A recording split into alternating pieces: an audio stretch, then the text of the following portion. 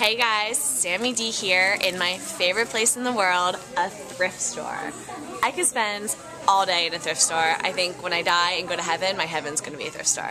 But what I'm here today to do is to find myself a really awesome fall dress because the weather's changing and I need something comfortable and chic to wear with my new fall boots that I just bought. And what I wanted to do today is to show you guys how I thrift store shop, because I know that not everyone is as familiar with thrift stores as I am, and I thought it'd be really fun to share with you some beginner tips. So one of those beginner tips is to bring like a small grocery bag with you so that you don't have to worry about taking a shopping cart and like moving it all around the aisles. That can be kind of cramped. And as you can see, the merchandising is not like what you would expect at a mall store, so you do have to dig, you do have to know where you're going in the store and what you want to find. So with that, let's go and find me a new fall dress. Check out option number 1 for the chic fall dress. I just threw her on in the aisles. I didn't bother with the fitting rooms. The reason I can do that is because what I also recommend for thrift store shoppers is just to wear tight form-fitting pants like my hot pants here and just a nice like muted or solid top that's form-fitting so you can throw anything on. You can do it in the aisles. You don't have to worry about standing in line for the fitting rooms. Another tip is on saving money at thrift stores. And how you do that is by checking out the tags that come with the clothing. We have green, we have red, we have pink, and the reason these tags are there is because every day one of the tags will be 50% off.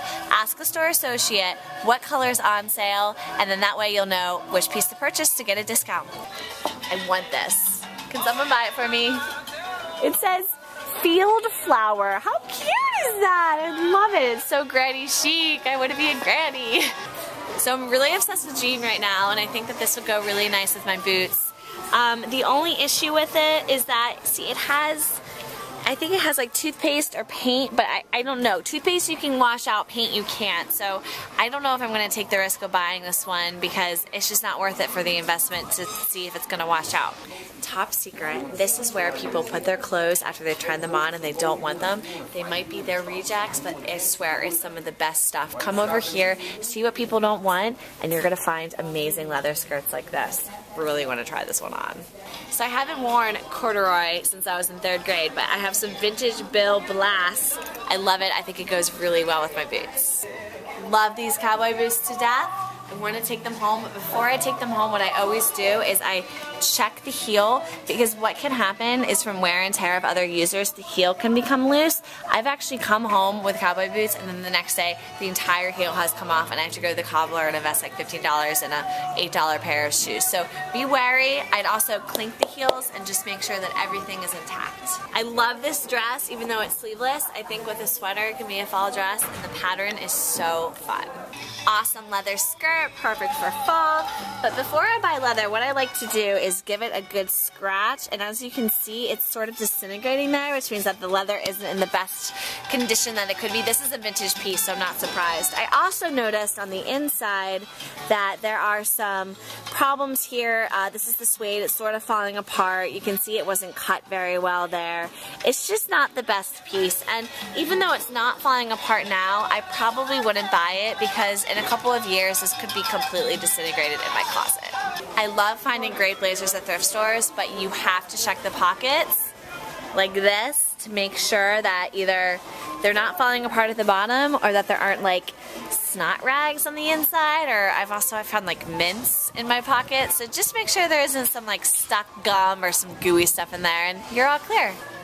So I chose a few fall dresses, and what I'm going to do now is I'm going to evaluate each one to make sure it's in the condition I want and to also make sure that it's really the style that I want to take home.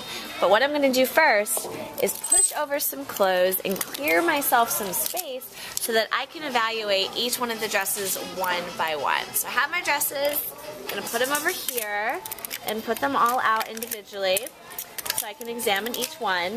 So here is the jean dress that I did like from the beginning, but I've kind of decided this isn't the look that I want for fall. This is a summer dress. There's also that issue of the paint.